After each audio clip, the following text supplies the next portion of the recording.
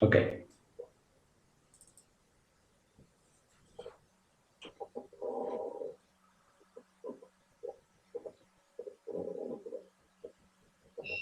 Muy bien, entonces vamos a hablar sobre las suprarrenales.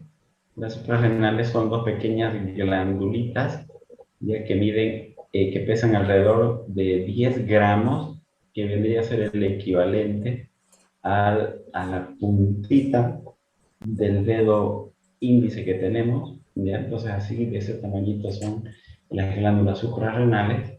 ¿Listo? Estas glándulas suprarrenales están divididas en dos partes, hablando fisiológicamente y anatómicamente. Estas dos partes son una corteza y es una médula. La parte de la corteza vendría a ser la parte más externa, ¿listo? Y la parte de la médula, la región más interna. A lo que nos interesa conocer a nosotros fisiológicamente, dentro de lo que es la corteza suprarrenal, yendo de afuera hacia adentro, ¿listo? Hay tres tipos de células histológicamente bien diferenciadas, ¿ya? Entonces, a este tipo de células las dividieron como zonas, ¿ya? Entonces tenemos una zona glomerular, una zona fascicular y una zona más interna llamada zona reticular. ¿Listo? Entonces, esta región de la corteza suprarrenal con estas tres zonas, ¿listo? Van a producir diferentes hormonas, ¿ya? Que van a ser dependientes de los esteroides. ¿Listo? Entonces, al hacer dependiente de los esteroides, estamos hablando que se necesitan, ¿no es cierto?, colesterol, lípidos, grasas, para que funcione adecuadamente la producción de estas distintas hormonas. Ya, entonces, primer punto importantísimo. Segundo punto es de que la zona cortical aproximadamente ocupa el 90%, ¿ya? Y la zona medular ocupa el 10%, que vendría a ser toda esta parte central que ustedes lo ven en azul. Ahora, cuando hablamos en relación a la producción de cada zona de diferentes hormonas, vemos que en la zona glomerular se van a producir los famosos mineralocorticoides, en la zona fascicular se van a producir los glucocorticoides y en la zona reticular se van a producir andrógenos, pequeñas cantidades de andrógenos que posteriormente se van a convertir en testosterona. ¿Listo? Cuando hablamos de los mineralocorticoides, estamos hablando de que se va a producir acá una hormona, principalmente la aldosterona. Y la aldosterona va a estar directamente relacionada o dependiente del sistema renina-angiotensina. ¿Listo? Vale decir de que principalmente la angiotensina 2 va a ser la que va a causar la producción de aldosterona. ¿Y para qué sirve, en qué me beneficia, no es cierto, la producción de mineralocorticoides? Pues directamente está relacionado con la homeostasis de mi cuerpo, ya que maneja lo que es el sodio y el potasio habitualmente. Y donde hay sodio hay agua, porque este lo arrastra. En otras palabras, quiere decir de que cuando se liberan a través de la zona mineralocorticoide aldosterona, la aldosterona se va a encargar de reabsorber el sodio con el agua, ¿listo? Reabsorber el sodio con el agua, lo va a meter dentro del organismo hacia el espacio extracelular y va a secretar o va a eliminar potasio. ¿Listo? Eso quiere decir de que en esta zona, ¿ya? Me va a retener sodio, me va a retener agua y me va a eliminar potasio. ¿Listo? Ahora, ese es un estímulo. Las situaciones en las cuales se ve disminuida el volumen sanguíneo o el sodio disminuido, va a ser un estímulo para que se me active el sistema renina, angiotensina, aldosterona para retener sodio, para retener agua, elevar mi volumen plasmático, levantar la presión arterial y a su vez va a eliminar el exceso de potasio, el potasio. Entonces me va a llevar a una situación de hipocalemia. Por lo tanto, lo que yo quiero es que mi organismo mantenga siempre una situación neutra, ¿no es cierto? Entonces, cuando disminuye el sodio o cuando aumenta el potasio, ¿ya? Se convierte en un estímulo para activar el sistema renina, angiotensina, aldosterona. Mi organismo, a través de la producción de aldosterona, no soporta de que haya altas concentraciones de potasio. Lo que hace es tratar de eliminarlo para llevarlo a una condición de homeostasis, a situaciones normales. Mi organismo, ante la disminución del sodio, situación de deshidrataciones, situaciones de diarrea, situaciones de déficit de volumen, lo que hace para compensar es activar mi sistema renina-angiotensina-aldosterona para reabsorber sodio con agua y aumentar compensatoriamente la presión arterial. ¿Ya? Entonces, por lo tanto, la activación de mi zona glomerular a través de la producción de mineralocorticoides está directamente relacionada a la producción de angiotensina 2 y esto a la liberación de aldosterona. ¿Listo? En cambio, en mi zona fascicular, ¿listo? En mi zona fascicular se van a producir glucocorticoides.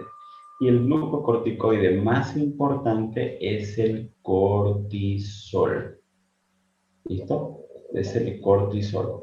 Por lo tanto, al estimular la zona fascicular, ¿ya? Entonces va a estar en relación a mis niveles de cortisol. Eso significa que cuando tengo disminución del cortisol, se va a mandar una señal al eje hipotálamo hipofisiario para la estimulación de la zona fascicular de los glucocorticoides y se produzca cortisol.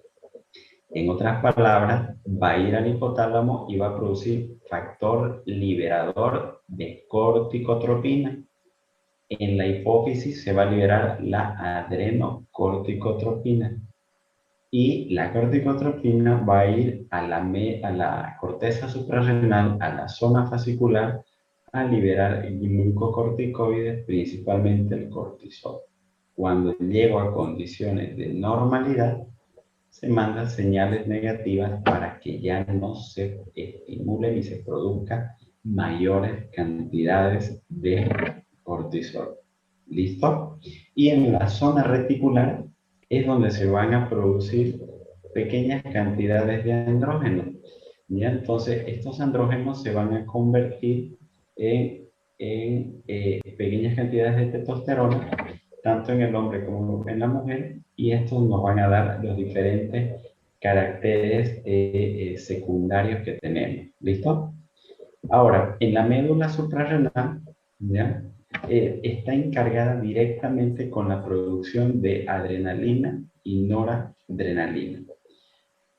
Otro tema que es importante conocer es que habitualmente la corteza suprarrenal, las células que va a producir más, la que tiene más abundante cantidad, es la zona fascicular. Es la que tiene más tipo de células, por lo tanto, lo que predomina más en la zona fascicular son los glucocorticoides. Eso significa de que en las situaciones de estrés, habitualmente la corteza suprarrenal va a liberar grandes cantidades de cortisol. ¿Ya? Significa de que al tener más células fasciculares en relación a células glomerulares o reticulares, lo que más gobierna su liberación son los glucocorticoides con producción de cortisol.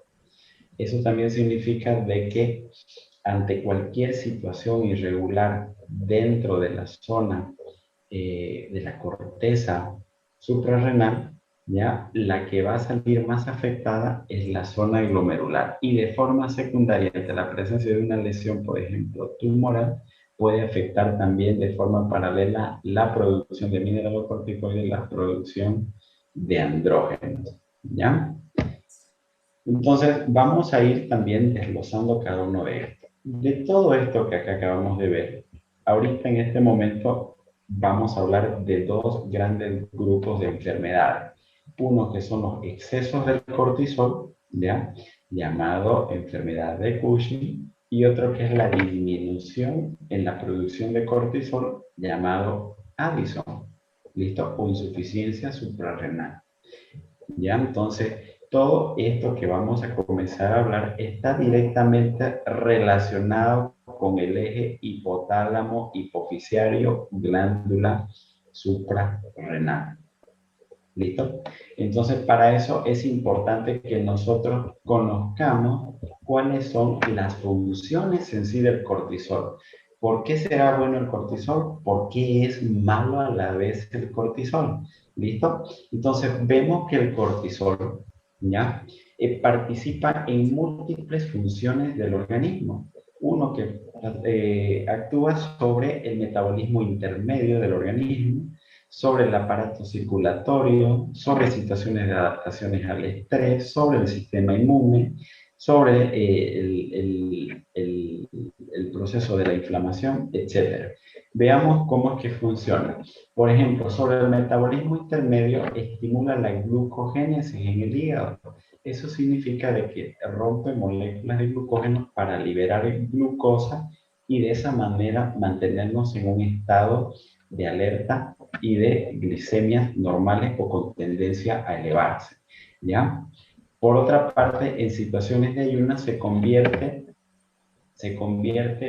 el cortisol en una hormona contrarreguladora. Eso significa de que va a producir en situaciones de ayuno o en situaciones de hipoglucemia liberación de cortisol, pero esta liberación de cortisol va a ser de que a través de un fenómeno de gluconeogénesis, significa formación de carbohidratos a partir de aminoácidos provenientes de las proteínas, se llegue a una situación de hiperglicemia. Y por otra parte, estimula la movilización de ácidos grasos por la lipólisis. Entonces, aquí tenemos algunos beneficios y aquí tenemos también algunas situaciones que nos perjudican.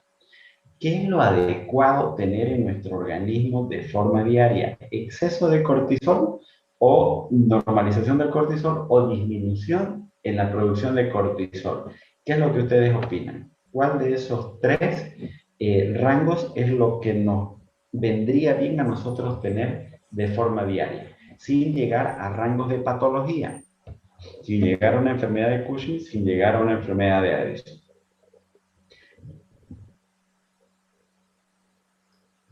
Lo que nos conviene, para no perder mucho tiempo, lo que nos conviene tener es tener entre la normalidad y un poco disminuido nuestro cortisol, sin llegar a rangos patológicos.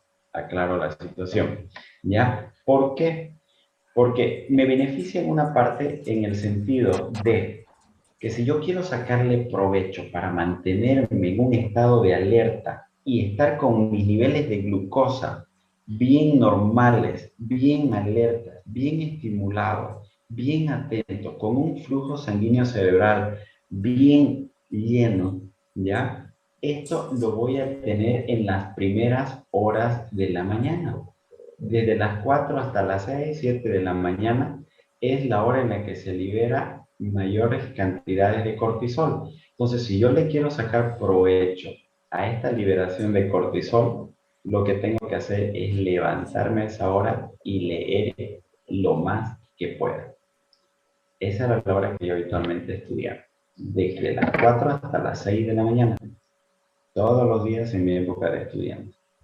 Y no es mentira, para nada que es mentira, es lo real. Mi familia lo conoce cuando vivía allá en Cochabamba yo.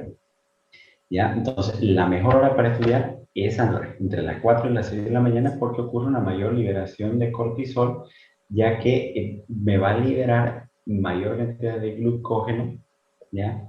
Y por lo tanto voy a tener buena cantidad de carbohidratos, no solamente de mi glucógeno, sino que también de mi proteína, sino que también de mi grasa, y mi resultado común va a ser de que voy a tener constantes niveles de glicemia, aunque aún no desayuno. ¿Listo? Entonces, por eso que también me me mantiene en situaciones de alerta a esas horas, ¿ya? Entonces, si no le saco el provecho a esa hora, pues estoy aprovechando ese pequeño pico que me beneficia.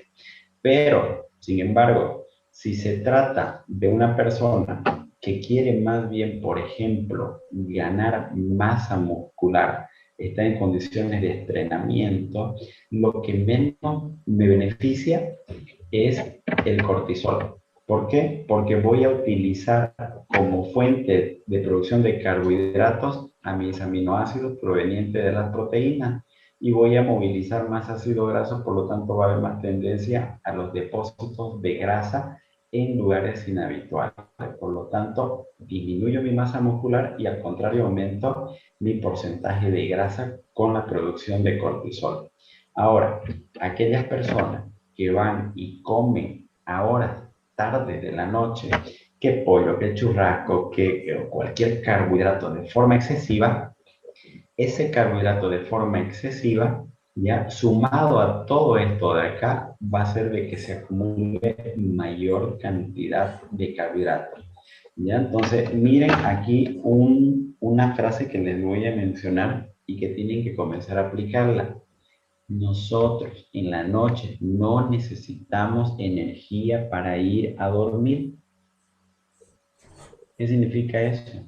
De que no debo consumir grandes cantidades de comida con alto valor calórico antes de irme a dormir, porque se va a mal utilizar, mal procesar, absorber de una forma diferente, sin una adecuada digestión y una redistribución totalmente malísima la que se va a tener. Por lo tanto, si hablamos desde el punto de vista del cortisol y las cenas que van a tener en la noche, lo único que están haciendo es ir a engordar. ¿Listo? Ahora, también las personas que desean ganar masa muscular, ya, no les voy a pedir que se despierten a esa hora sabiendo que se echan a dormir a las 10 o 11 de la noche.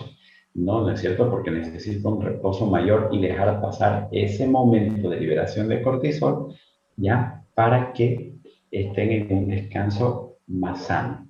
Eso significa de que a las personas que son culturistas, por ejemplo, ellos habitualmente no se despiertan en estos horarios porque dejan que pase el pico del cortisol para no estar sobre una elevación continua de aquello. Ahora, sobre el aparato circulatorio, miren, aumenta la contractilidad miocárdica, aumenta la resistencia vascular, disminuye la permeabilidad endotelio y mantiene la presión arterial al inicio. ¿Esto qué quiere decir? Desde el punto de vista de sacarle el beneficio de leer, captar mayor información, de que vas a tener mejor irrigación cerebral. Tu resistencia vascular periférica no va a estar disminuida, al contrario, va a estar mucho más enérgica. Tu presión arterial va a estar normalizada y no va a haber tendencia a aumentarse inicialmente. Pero cuando entro en condiciones patológicas, ahí sí, con factores de riesgos adicionales, obesidad, dislipidemia, tabaco, alcohol, etcétera, el aumentar la contractilidad miocárdica y la resistencia vascular, esto te puede significar en vasoespasmos a nivel de las coronarias y un aumento de la resistencia vascular con mayor hipertensión arterial. Y de aquí puedo sacar dos conclusiones que son muy lógicas. La primera es de que la mayoría de las crisis hipertensivas ya se suelen dar en este horario. Y en segundo lugar, que los infartos de miocardio ocurren en las madrugadas por también liberación de cortisol. Y es por estos mismos efectos sobre la circulación. De ahí una aplicación práctica de que los antihipertensivos debo darlo en las primeras horas de la mañana sin que tenga relación con la ingesta de los alimentos para disminuir o frenar la liberación también del cortisol. En tercer lugar, relación a las adaptaciones al estrés. Un ejemplo característico, pasas por una calle, te topas a un bulldog, ¿no es cierto?, un Rottweiler, y lo primero que vas a tener es una situación de taquicardia, de piloerección, de agitación, de disnea. Entonces tu organismo se prepara frente a esa situación de estrés. Y no solamente puede ser por el calor, por el frío, por la hipoglucemia, por la hemorragia, sino que también por situaciones de ansiedad. Si sos bien nervioso, con seguridad que constantemente vas a ir liberando más y más cortisol. Y no necesariamente significa que comas más, sino que redistribuyes mal todo lo que comes y tienes más tendencia a ser hipertenso, más gordo, ¿listo? Y con menos masa muscular, aunque sea flaquito o gordito, pero tienen poca masa muscular. Efectos sobre el sistema inmune. Entonces, aquí una aplicación práctica farmacológica. Cuando das una dexametasona, una prednisona, hidrocortisona, lo que estás haciendo es disminuir tu respuesta inmune al disminuir tu número total de eosinófilos, de linfocitos y además que disminuye la respuesta frente a los antígenos.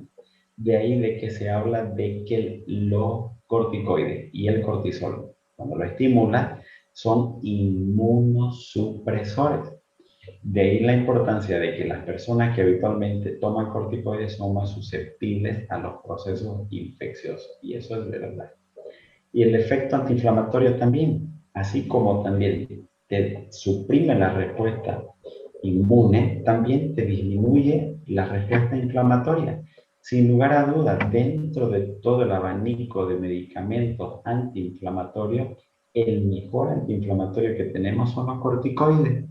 ¿Ya? Estabilizan la membrana de los lisosomas y disminuyen la formación de mediadores de la inflamación, como el sistema de la radicinina y el sistema de la histamina. Por lo tanto, de esa manera disminuye la inflamación a nivel general. ¿Listo? Entonces, miren aquí la cantidad de efectos que hemos sacado y de análisis que hemos obtenido con solo saber el cortisol. Ahora ya ustedes pueden saber y pueden deducir qué es lo que pasaría si tengo un exceso de cortisol y qué es lo que podría pasar si tengo una disminución en el cortisol. Pero vamos a ir a verlo. Cuando hablamos de un aumento en la producción de glucocorticoides, estamos hablando de la enfermedad de Cushing. ¿Listo? Pero aquí vamos a hacer una diferencia. Ya, enseguida vamos a ver que existen dos situaciones. Uno que es la enfermedad de Cushing y otro que es el síndrome de Cushing. Primero, de forma general, en la enfermedad de Cushing habitualmente se da en personas que tienen diabetes e hipertensión arterial. Se ha visto esta asociación entre el 2 al 5%, que hay una incidencia entre 0,7 a 2,4 por cada millón de personas. ¿Ya? Es mayormente frecuente en mujeres, ¿listo? Y cuando hablamos de un aumento en la producción de glucocorticoides, ¿ya? Vamos a recordarnos al eje hipotálamo hipoficiario suprarrenal. ¿Listo? Entonces, ¿qué es lo que se produce en el hipotálamo?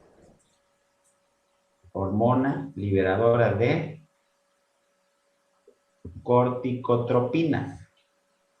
Corticotropina, o sea, significa de que cuando el problema viene desde el hipotálamo, la hipófisis y la glándula suprarrenal, se llama corticotropina dependiente. Listo, se llama corticotropina dependiente. Es importante, chicos, que comprendan esto, ¿ya? Porque tenemos un Cushing que es corticotropina dependiente y otro que es corticotropina independiente. Eso significa de que dentro de las causas de corticotropina dependiente están la propia enfermedad de Cushing, está el síndrome de secreción ectópica de corticotropina como los más frecuentes. O sea, por una parte, puedo tener Cushing, un aumento en la producción de glucocorticoides porque hay mucha corticotropina en el hipotálamo que se está liberando. O puedo tener un estímulo de la zona fascicular produciendo bastante glucocorticoides como cortisol, ¿ya?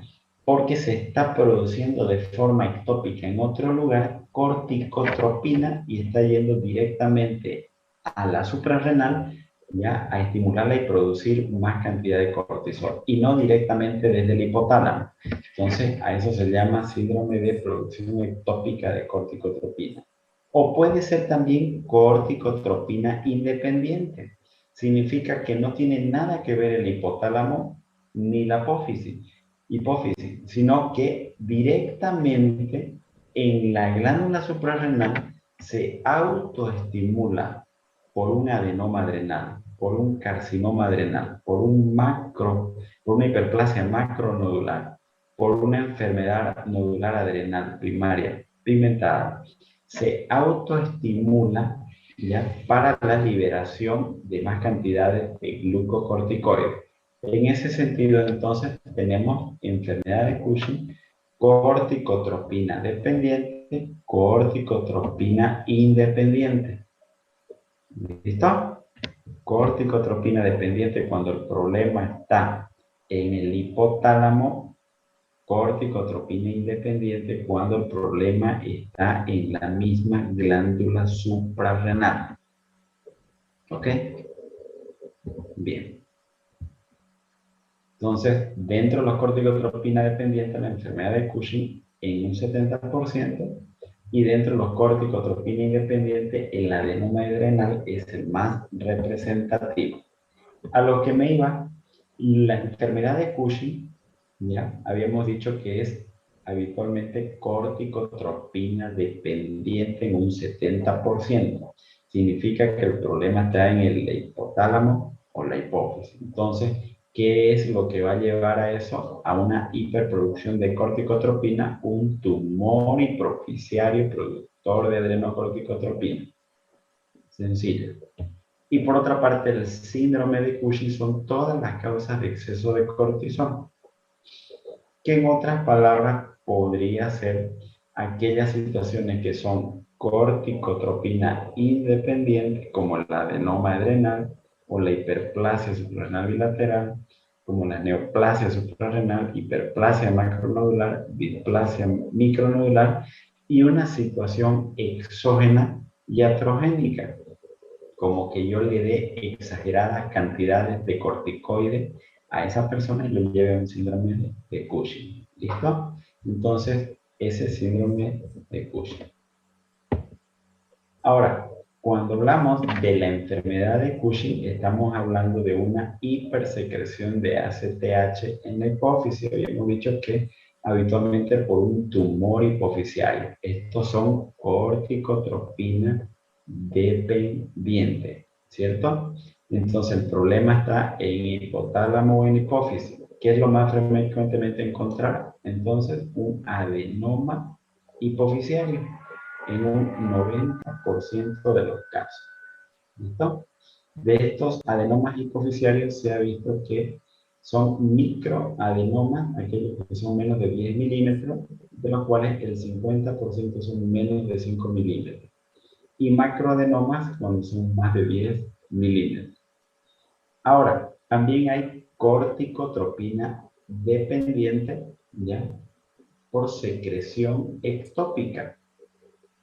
¿Ya? Es corticotropina dependiente porque se sigue produciendo adrenocorticotropina, pero ya no a través del hipotálamo y la hipófisis, sino que hay secreción de adrenocorticotropina y de cortisol, pero por otro tipo de situaciones. ¿Qué situaciones? El cáncer broncogénico de células pequeñas, el cáncer medular de tiroides, adenomas bronquiales, carcinomas, tumor carcinoides del timo, del páncreas, ovarios o feocromocitoma. Todas estas situaciones lo que van a hacer es producir adrenocorticotropina de forma ectópica, y eso va a hacer de que se produzca cortisol. ¿Listo? Entonces, la forma de manifestarse cuando es un síndrome de producción ectópica de adrenocorticotropina es bajo una alcalosis hipopotasémica hipoclorémica. Y estos son habitualmente los que tienen hiperpigmentación cutánea. Bien, entonces, corticotropina dependiente se debe a un tumor hipofisiario que libera grandes cantidades de adrenocorticotropina a la corteza suprarrenal para que se liberen grandes cantidades de glucocorticoides, principalmente cortisol. Esto se llama corticotropina dependiente. ¿Listo? Tumor hipoficial. ¿Cuál es el tumor hipoficial más frecuente? El adenoma hipoficial. ¿Ok? Hasta ahí vamos bien, ¿cierto?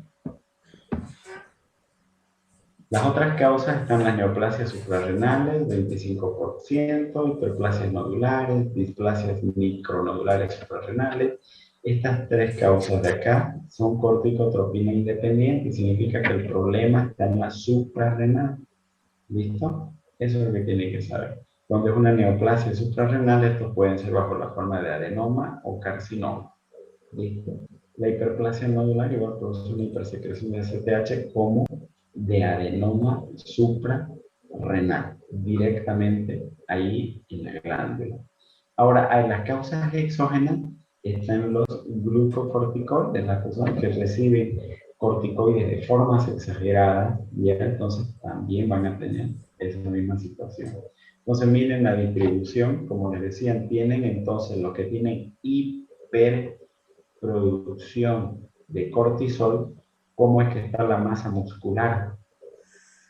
Disminuida. Hay mayor distribución de qué cosa? De la grasa abdominal, apariciones de estrías, son hipertensos, tienen ginecomastia por mala distribución, tienen una cara llena por mala distribución de las grasas también, son hipertensos, ¿ya? Son dislipidémicos, etcétera, diabéticos. Bien, entonces, dentro de Doctor, los... una preguntita, disculpe lo interrumpa. ¿Estos pacientes igual son los que tienen la joroba de búfalo, como se le llama? Correcto, correctamente, correcto. Aquí es donde está eso. Ya entonces tienen más tendencia a la osteoporosis, tienen fases de luna llena, tienen la famosa joroba de búfalo, tienen grasas episternales, ensanchamiento del mediastino, cara de aspecto pletórico hinchado, tendencia al acné, al hirsutismo o oligomenorrea en las mujeres, son obesos centrípetos hacia adelante, hay más ganancia de peso, hay más debilidad muscular y fatiga. ¿Por qué hay más debilidad muscular y fatiga? Porque tienen poca masa proteica, por una parte, y por otra parte hay una disminución en la producción del potasio, son hipopotasémicos. ¿Ya? Tienen más tendencia a la hipertensión, el hirsutismo, la menorrea, las estrías, alteraciones en la personalidad por las liberaciones, por las situaciones de ansiedad, de estrés, de no descansar adecuadamente. Hay equimosis faciales, hay miopatías proximales, tendencia a los edemas, poliurias, polidipsias, o intolerantes a la glucosa, o diabéticos, etc. Bien, entonces esta es la típica distribución, todo lo que acaban de mencionar. Entonces, ¿cómo hago el diagnóstico de una enfermedad de Cushing? ¿Listo? Entonces, hay lo que se llama primero un estudio de screening o de rutina que se llama ante la sospecha, que se llama test de supresión rápida con dexametasona. ¿Ya? Se administra 1 miligramo nocturno. A este test se le llama también test de Nunge. Le administro 1 miligramo la noche anterior del examen que voy a hacer, ¿ya? Y al otro día comienzo a recolectar cortisol libre en orina durante 24 horas. Se llama cortisoluria.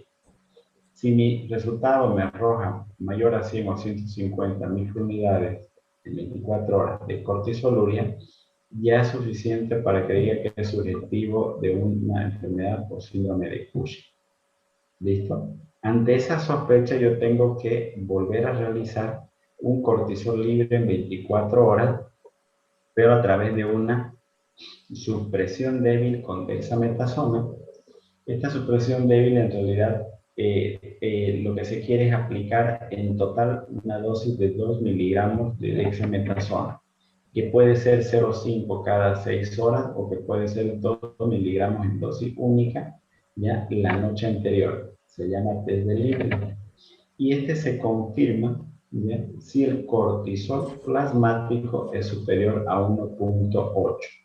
o en el caso de que la cortisoluria ya sea mayor a 300. Eso significa que sea mayor al doble, ya, o mayor a 3 veces el valor del screening. Ya, si es mayor a 3 veces, entonces estamos hablando directamente de que estamos frente a un síndrome de Cushing o una enfermedad de Cushing. ¿Listo? Bien, entonces, primero un test de supresión rápida, de screening, test de nube, luego un test de confirmación del líder, ¿ya? Y el test del líder puede ser a través de una cortisoluria o a través de un cortisol plasmático, ¿ya? Aquí, repitiendo, el screening, test de nube o cortisoluria mayor a 100, ¿ya? Y luego el test del líder con 2 miligramos o cortisol nocturno con una cortisoluria mayor a 3 veces el nivel normal o un cortisol plasmático mayor a 1,8 microgramos. Hasta ahí hice el diagnóstico. Listo, tengo enfermedad de Cushing o tengo síndrome de Cushing. Vamos a ponerle como enfermedad de Cushing para no crear confusión.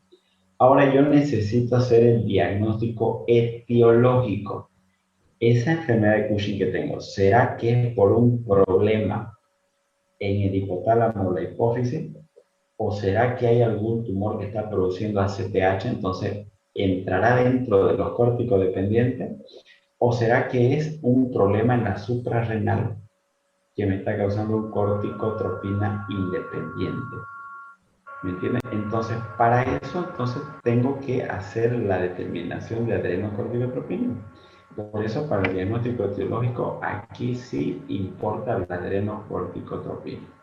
Y si la adrenocorticotropina está aumentada o normal, o es un problema en el hipotálamo o hipófisis, o es ectópico, porque es corticotropina dependiente.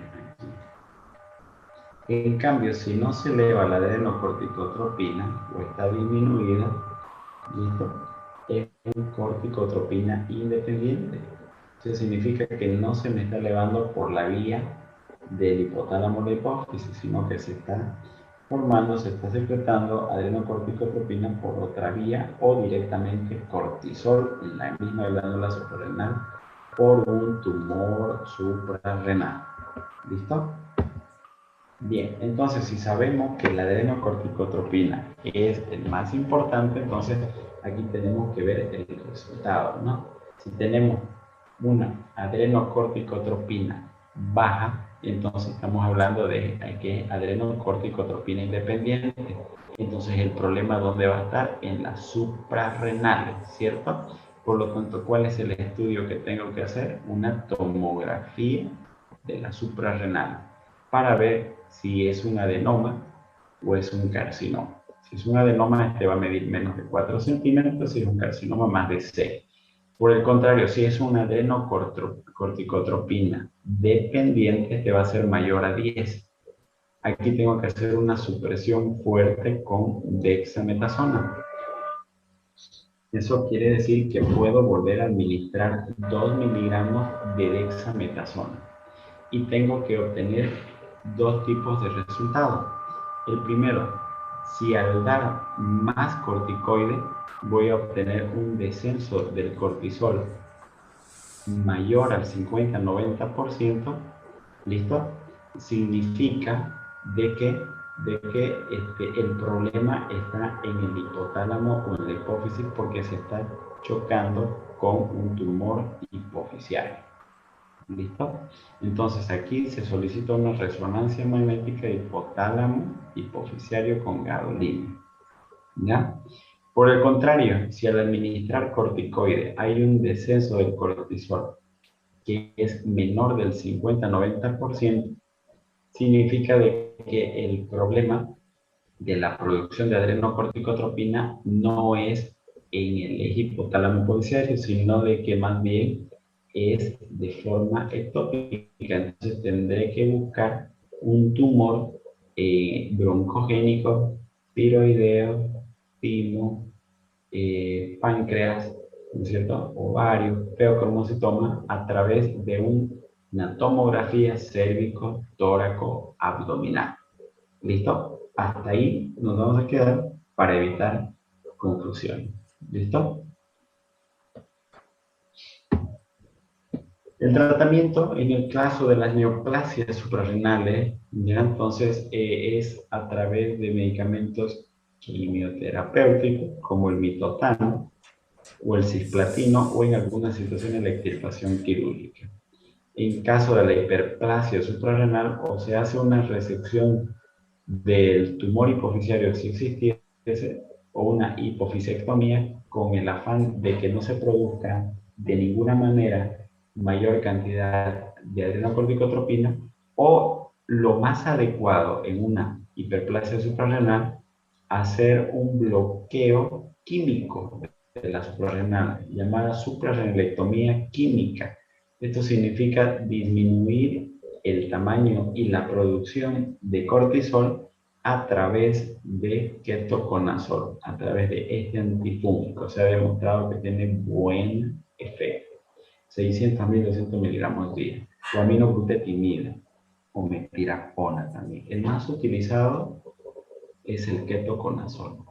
En otros casos hacen también suprarrenalectomía total o radioterapia de la hipófisis con gamma en niños. Bien, entonces eso en cuanto hablamos de lo que es la enfermedad de Cushing, ¿listo? Y el síndrome de Cushing, ¿ok?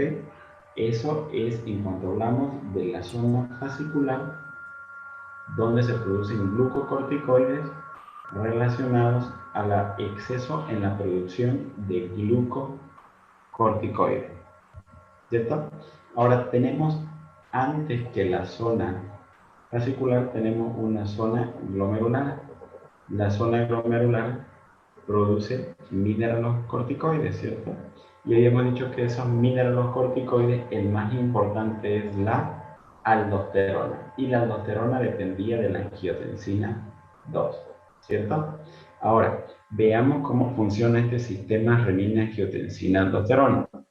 Frente a cualquier situación en la cual haya deshidratación, disminución o deficiencia del sodio, o una hemorragia o disminución del volumen, mi organismo lo detecta eso rápidamente y lo que va a intentar es incrementar mi volumen plasmático, ¿ya? Ya que al haber una disminución del volumen plasmático por una hemorragia, sangrado, deshidratación, etc., también cae mi presión arterial.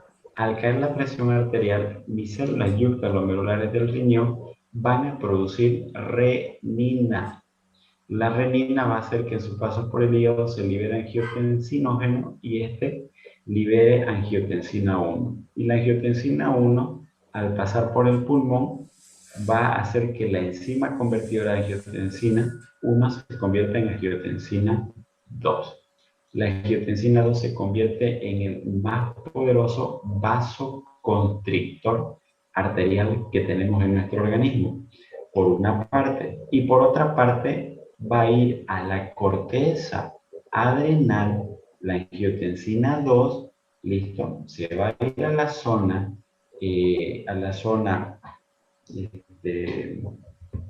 glomerular, y en la zona glomerular va a liberar aldosterona. ¿Listo? Y la aldosterona, como les mencioné, lo que va a hacer es aumentar la reabsorción de sodio y agua y aumentar su secreción de potasio. Al aumentar la reabsorción de sodio y agua, este va a aumentar el volumen plasmático, por lo tanto va a aumentar la presión arterial. A la vez también, como efecto directo de la angiotensina 2, ya la vasoconstricción arterial me va a elevar la presión arterial. Eso significa de que a través de la angiotensina 2 y a través de la aldosterona yo logro aumentar mi presión arterial. ¿Listo? Entonces, ¿por qué les puse esta gráfica? Porque a partir de esto nosotros tenemos un pequeño tumor, ¿ya? Que se localiza en esta zona más externa de la corteza suprarrenal, que puede producir los famosos que se llaman síndrome de Cohn. ¿ya? Y esto va a ocasionar, este tumorcito va a producir una hiperproducción de aldosterona. ¿Ya? Entonces, nosotros tenemos lo que se llama un hiperaldosteronismo, que puede ser primario, o un hiperaldosteronismo, que puede ser secundario. ¿Ya? Entonces, cuando el hiperaldosteronismo es primario, significa que el problema está en la suprarrenal y que el principal problema es que hay un tumorcito en la suprarrenal, ¿ya? En la zona más externa, ¿ya? Alterando o estimulando la producción exagerada de aldosterona. Esto se convierte en una causa de hipertensión arterial en un 5% y sobre todo en mujeres entre 30 y 50 años.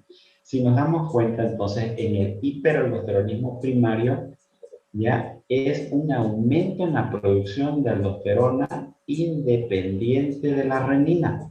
Vamos a volver al cuadrito de atrás para que se ubiquen un poquito.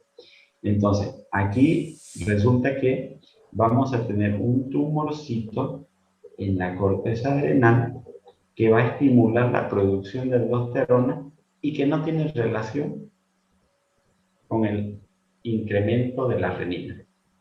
Y que también mi angiotensina 2 va a estar también disminuida. Entonces, es la renina la que va a estar en estos casos cuando el tumor es adrenal, un tumor de con hiperaldosteronismo primario, la renina está disminuida. Por favor, chicos, no se olviden, acuérdense de este cuadro. Hiperaldosteronismo primario, la renina está disminuida, no tiene nada que ver con el sistema renina-angiotensina-aldosterona. Directamente, la liberación de la aldosterona está dada por la presencia de este tumor en la zona más externa de la suprarrenal. No se vayan a olvidar.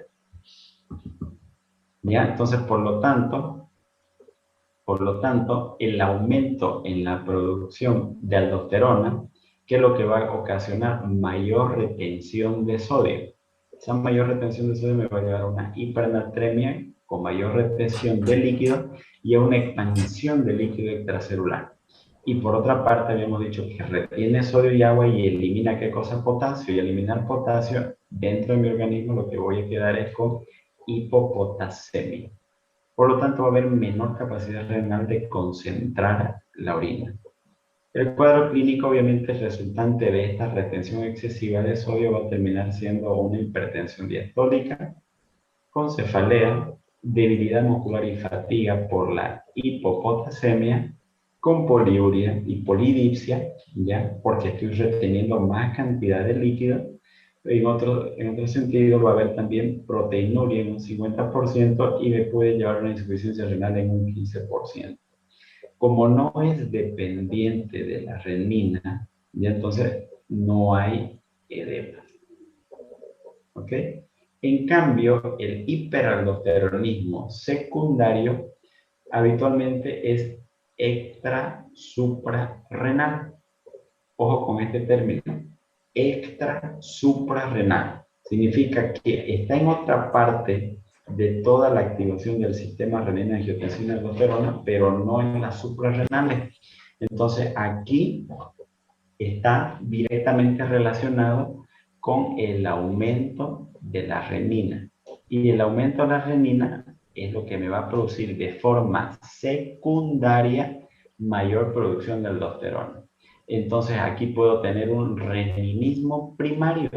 Eso quiere decir que tenga yo una causa primaria de hipertensión arterial, ¿no es cierto? Entonces, causa endocrinológica de hipertensión arterial, hiperaldosteronismo secundario, ¿ya? O un tumor también que tenga el riñón y que me esté ocasionando un aumento en la producción de renina. O un reninismo secundario en situaciones de hipovolemia constante, ¿ya? En la cual las situaciones de hipovolemia disminuye el volumen plasmático, la presión arterial, se libera angiotensina 1, luego 2, ¿no es cierto? Antes renina, ¿no? Entonces, ese es el mecanismo desde arriba.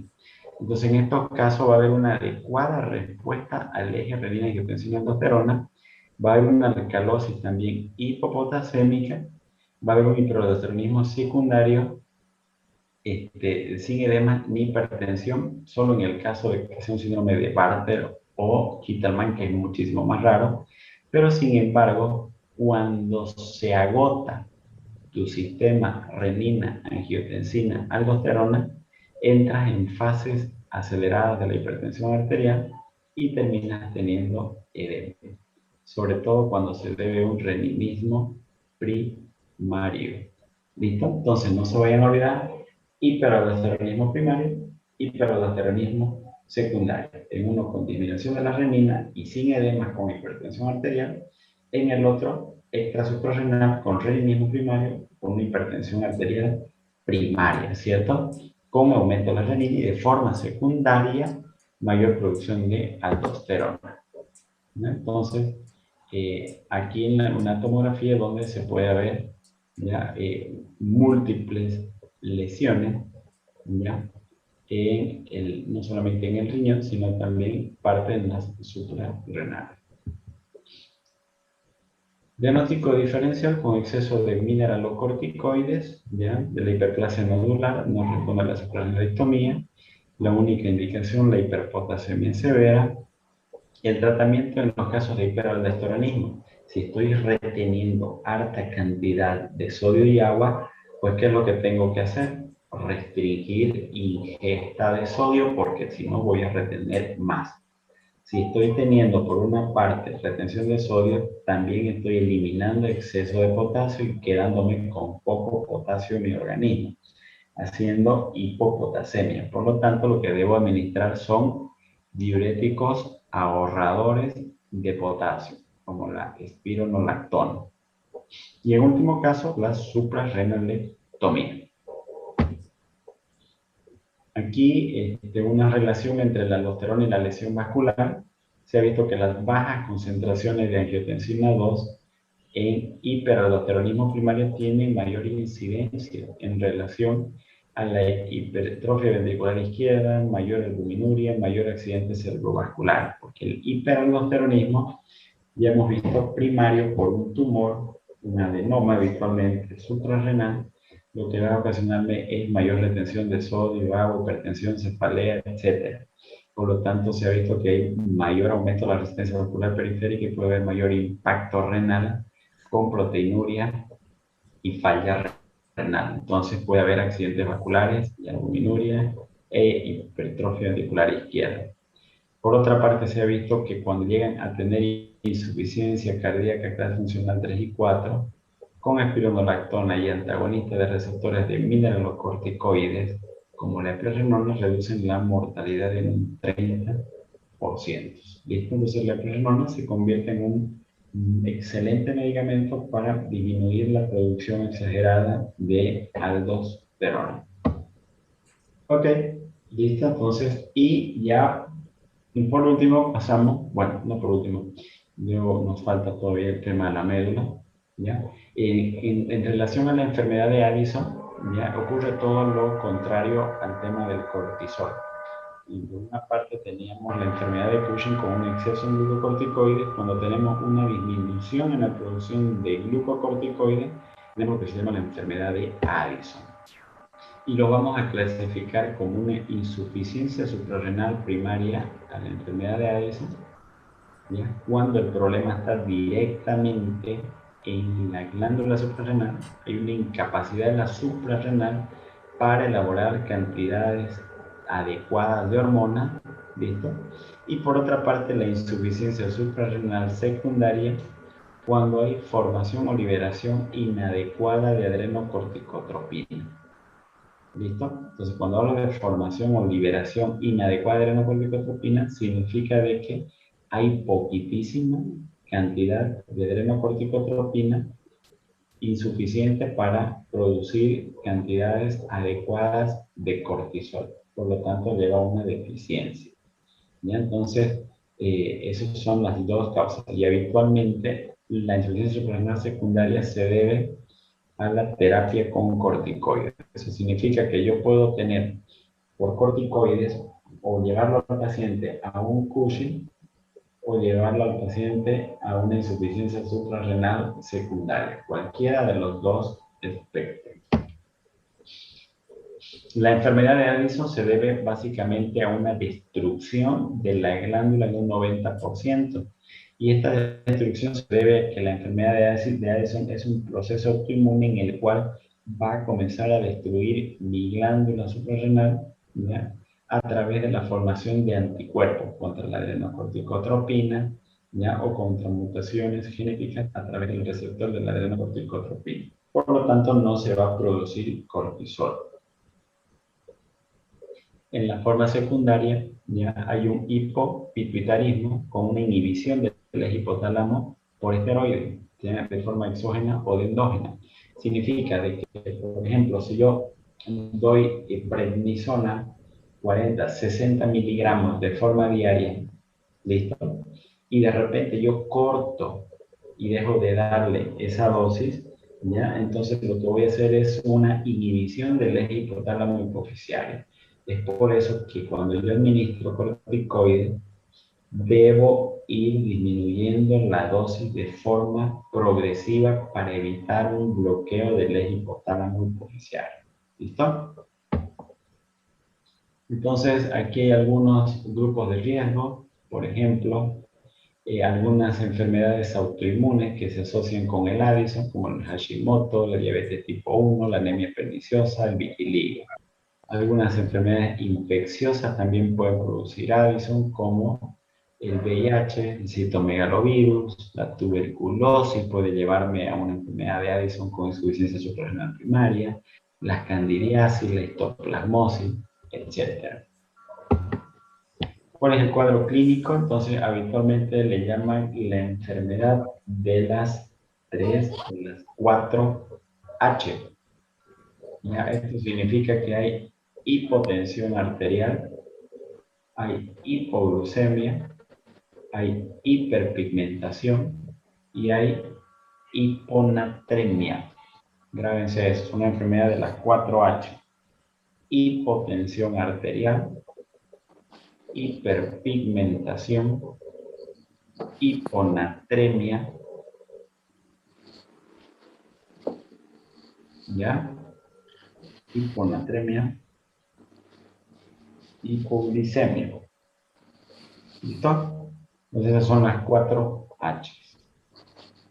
Además de eso, puedo encontrar una pérdida de peso, anorexia, náuseas y vómitos, puede haber dolor abdominal, siente una apetencia por la sal, puede haber diarrea, estreñimiento, síncope, vitiligo, inquietud, irritabilidad, pérdida del vello axilar y púbico. Entonces, son pacientes que están hiperpigmentados y que tienen tendencia a disminuir su sodio. Hay muchos pacientes que me ha tocado ver, por ejemplo, en los síndromes del intestino corto, donde tienen una disminución de la superficie de absorción del sodio. Entonces, por lo tanto, esta disminución del sodio se me altera directamente en la producción de los corticoides, ya del cortisol, y por lo tanto no se me produce ni se me activa de forma secundaria nimisona fascicular ni misona glomerular. Entonces comienzo a tener mezcla ya de diferentes zonas en cuestión de los síntomas. ¿Ya? Entonces es muy común encontrar hiponatremias en las insuficiencias suprarrenales. Ahora, el algoritmo de diagnóstico en relación al cortisol basal simplemente. Se hace un cortisol basal y si este está menos de 3 microgramos por decilitro, lo catalogo como una insuficiencia suprarrenal, directamente. Si está entre 3 y 18, ¿ya? Entonces aquí tendré que hacer un test de adrenocorticotropina. Pero si está mayor a 18, ¿no es cierto? Esto es habitualmente lo normal, ¿ya? En relación de la adrenocorticotropina, en la insuficiencia suprarrenal, ¿ya? ¿Cómo está la adrenocorticotropina? Está aumentada. El problema, ¿dónde es que está? En la suprarrenal por una destrucción, por fenómeno autoinmune, una destrucción de la glándula llamada Addison. Listo. En cambio, en la forma secundaria, mi adrenocorticotropina está normal o baja. Y eso es porque está normal o baja porque hay un bloqueo exógeno por el uso de corticoides en la glándula suprarrenal.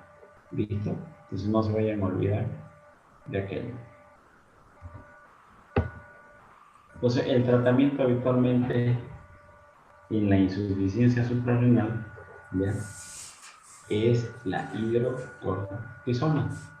¿Ya? Entonces debo dar yo corticoides exógenos, ¿ya?, a estos pacientes. Entonces se da inicialmente 200 a 300 miligramos día junto con los alimentos toman antiácido, ¿ya? Y se deja de mantenimiento la fluorocortisona de 0,05 a 0,1 miligramos día. Habitualmente estos son los dos medicamentos que se suelen utilizar. Ahora, hay situaciones en las cuales hay crisis suprarrenales, ¿ya?, o crisis de insuficiencia suprarrenal que se llama, ¿ya? Entonces, puede ser de que el paciente nunca haya tenido insuficiencia suprarrenal, que no tenga Addison, pero puede tener de golpe una crisis suprarrenal de insuficiencia suprarrenal. ¿Ya? Entonces, ¿esto qué significa? Que hay una intensificación rápida y fulminante de una insuficiencia renal, ¿ya?, suprarrenal, que puede ser crónica o que puede ser aguda. Y cuando son agudas, estas son desencadenadas o por procesos sépticos o por un estrés quirúrgico. Esto es habitualmente las dos condiciones más frecuentes, ¿ya? Se acentúan con náuseas, con vómitos, con dolor abdominal, no responden al tratamiento, pudiendo presentar somnolencia, colapso vascular e hipovolemia. Es todo lo contrario que ocurre, ¿no es cierto?, con el aumento en la producción de cortisol. Habíamos dicho que en condiciones normales aumenta la contractilidad miocárdica, aumenta la resistencia vascular, normaliza la presión arterial. En estos casos más bien hay una disminución de la resistencia vascular periférica, en vez de que haya una hipervolemia, ¿ya?, entonces más bien hay una hipovolemia, todo lo contrario. ¿Listo? Y esto habitualmente hay otras causas infecciosas también, que son las mismas de la insuficiencia suprarrenal, pero la sepsis y el estrés quirúrgico son la mayoría. ¿Por qué? Porque en una situación de estrés quirúrgico, el no manejar adecuadamente la cantidad de líquidos hace que se tope con situaciones de hipoxia e hipovolemia en la glándula suprarrenal. Si no le llega adecuada cantidad de sangrecita, de oxígeno, de líquido a esa glándula suprarrenal, pues va a sufrir situaciones de hipoxia, y situaciones de hipoxia altera su producción de cortisol y por lo tanto entra en una crisis suprarrenal. ¿Ya? Entonces, los procesos infecciosos los propios, si no hidrato adecuadamente, igual puede entrar en una crisis suprarrenal. Entonces, por lo tanto, prevención de infecciones, de haber una, aumentar la dosis de los corticoides. O en este caso, cuando hay crisis de insuficiencia suprarrenal, se tiene que hacer goteos intravenosos de glucosa al 5% con hidrocortisona en solución y posteriormente a goteo continuo. En algunos casos, por el colapso vascular, se utilizan inclusive hasta drogas vasoactivas. ¿Listo? Y ya para terminar, vamos a hablar un poco de lo que es el feocromocitoma, hablando de un tumor de la zona medular de la suprarrenal. En la zona medular habíamos dicho que se produce adrenalina y noradrenalina, ¿cierto? Si nos recordamos, la adrenalina debería ser también, al igual que la noradrenalina, hormonas contrarreguladoras de la insulina. Quiere decir que también aumenta, ¿no es cierto?, la producción de glucosa en situaciones de hipoglucemia. Bien, entonces, el feocromocitoma no es más que un tumor que se genera en la médula suprarrenal o las células cromafines de los ganglios simpáticos y que producen, almacenan y secretan grandes cantidades de catecolamina, más comunes en mujeres, adultos, jóvenes e hipertensos. Y ahí brevemente una historia. Cuando yo estaba de estudiante, yo alquilaba un cuarto en un edificio donde habían otros estudiantes también de medicina. Y uno de mis vecinos era un vallegrandino. Y resulta que este vallegrandino terminó siendo al final mi compañero de curso. Y nos hicimos buenos amigos y estudiábamos juntos, inclusive en las clases. Pero resulta de que él no los daba los exámenes parciales el mismo día que todos los dábamos. ¿Por qué? Porque terminaba en la emergencia del hospital. Y él en ese entonces, con una edad de 19, 20 años, ¿ya? Él era hipertenso y todo el tiempo andaba con una rubicundez facial y una inyección conjuntival tremenda. Y él siempre atribuía a que se desvelaba y no dormía y que por eso se le ponían rojos los ojos. Pero cuando llegaba la emergencia, sus presiones eran de 200, 140, demasiado elevadas. Hasta que al final la razón principal había sido de que él tenía un feo cromocitoma, que ante situaciones de estrés o ansiedad liberaba grandes cantidades de adrenalina por el tumor mismo y entraba en crisis hipertensiva. Someterse a mayor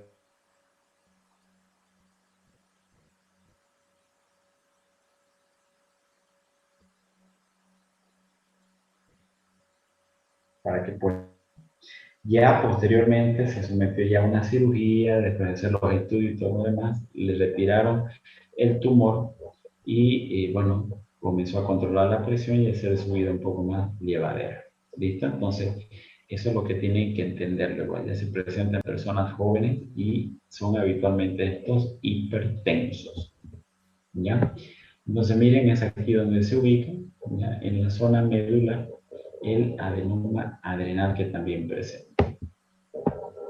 Habitualmente son en las suprarrenales unilaterales y solitarios en un 80%, sobre todo en el lado derecho.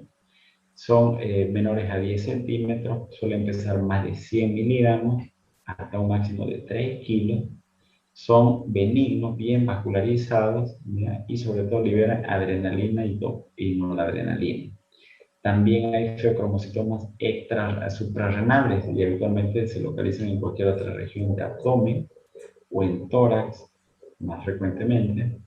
Son menos de 5 centímetros y pesan entre 20 y 40 gramos y liberan mayormente noradrenalina. La mayoría, como están viendo, son de localización en la suprarrenal. Fisiopatológicamente, por la vasoconstricción sostenida, pues hacen que disminuya el flujo sanguíneo y que haya mayor probabilidad de necrosis intratumoral. Se liberan un montón de sustancias como opiáceos, adrenomodulina, endotelina, eritropoyetina, neuropéptidos, etc. Ya entonces es una causa de hipertensión arterial primaria, secundaria y sostenida, ocasiona en crisis hipertensiva, viene bajo la forma de paroxismo. El tema de que estos pacientes tienen que estar tan bien controlados antes de someterse a una cirugía porque pueden entrar en crisis hipertensiva o el fenómeno contrario, o entrar en hipotensiones ante mínimas dosis de medicamentos vasodilatadores. Tranquilamente hacen edemas pulmonares, hipercalcemia o insuficiencia renal por radiomiólisis por las isquemias musculares. Las isquemias musculares, obviamente por las vasoconstricciones sostenidas que existen. El diagnóstico a través de una muestra de orina de 24 horas cuando el paciente esté hipertenso o presente síntomas, el ácido vanilmalónico, se dosifica, mayor sensibilidad y especificidad cuando es más de 7 miligramos, ¿ya? O también las metanefrinas en sangre, ¿listo? Mayor a 1.3. En estos casos hay que ver de que no esté bajo el consumo de propanolol, ¿ya? Habitualmente estas son las dos pruebas que más deberían utilizarse, ¿listo? El diagnóstico se hace a través de tomografía por resonancia magnética o tomografía por emisión de positrón. La punción aspirativa con aguja fina está contraindicada por la misma hiperestimulación que puede significar al puncionar la glándula. El tratamiento de elección, ¿cuál es el medicamento de elección cuando estos pacientes entran en crisis hipertensiva? Es la fenoxibenzamina, ¿ya? La fenoxibenzamina es el que habitualmente se utiliza, ¿ya? Entonces produce un bloqueo duradero y no competitivo, 10 miligramos cada 12 horas, y se va incrementando de 10 a 20 miligramos después de unos días. E incluso se lo administra de 10 a 14 días antes de la intervención quirúrgica.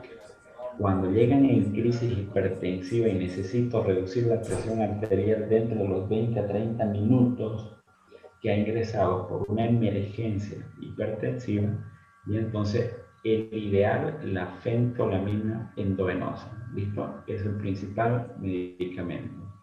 De forma paralela a la fenoxibenzamina se le deja también un bloqueante beta como el propanolol, 10 miligramos cada 8 cada 6 horas, etc. La mortalidad quirúrgica 2 al 3% y la intervención quirúrgica del 95%. A los 5 años pueden hacer nuevamente un feocromocitoma, la probabilidad de que sean malignos menos del 50%. La recidiva se ha visto en torno al 10%. La mayoría de los casos tiende a ser la curación. Muy bien, jóvenes, eso sería todo respecto a lo que son las suprarrenales, porque nos hemos entendido mucho. El día sábado, ¿ya? Los espero a las 6 de la mañana, como hemos quedado. ¿Están todos de acuerdo? Eso quiero que me comenten, por favor. Sí, doctor. Está bien. Sí, doctor. Lo que es este sábado y el miércoles, vamos a tratar de que en esas dos clases se avancen solamente diabetes, que vendrían a ser en total 4 temas, 4 clases de diabetes. 2 temas vamos a avanzar el sábado y 2 temas, en cada clase en realidad 2 temas.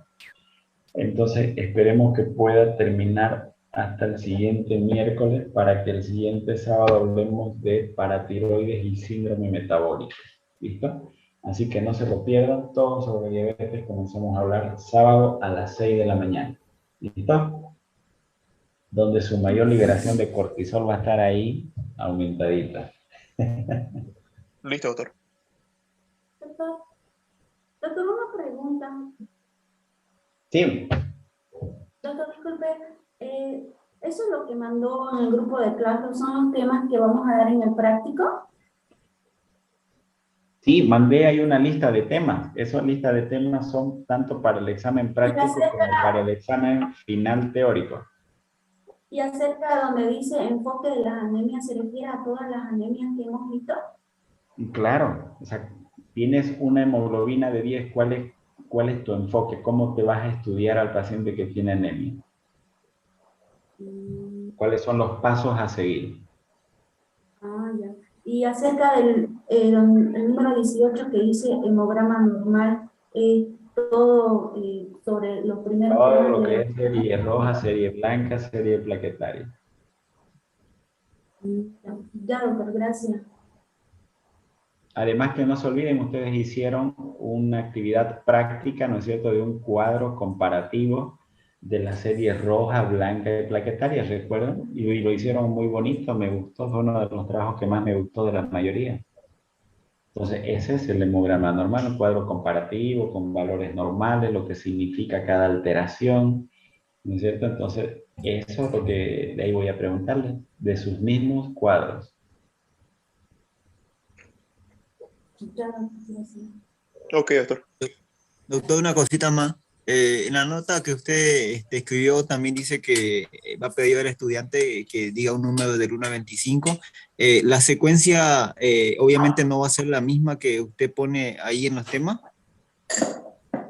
No, pues no, eso es al azar. Eso es al azar. Totalmente al azar. Si no, imagínate, el número 1, ¿cuál es? Enfermedad acidopéptica. Los 74 estudiantes van a querer el número 1 y solamente estudian el número 1. 25 preguntas. Totalmente todo al azar. Solamente van a haber carpetitas, van a haber 25 carpetas y las 25 carpetas cada uno va a tener un número. pero yo todo el tiempo aleatoriamente estoy cambiando la numeración de las carpetas. Así que por favor, chicos, no se confíen, ¿ya? Exacto.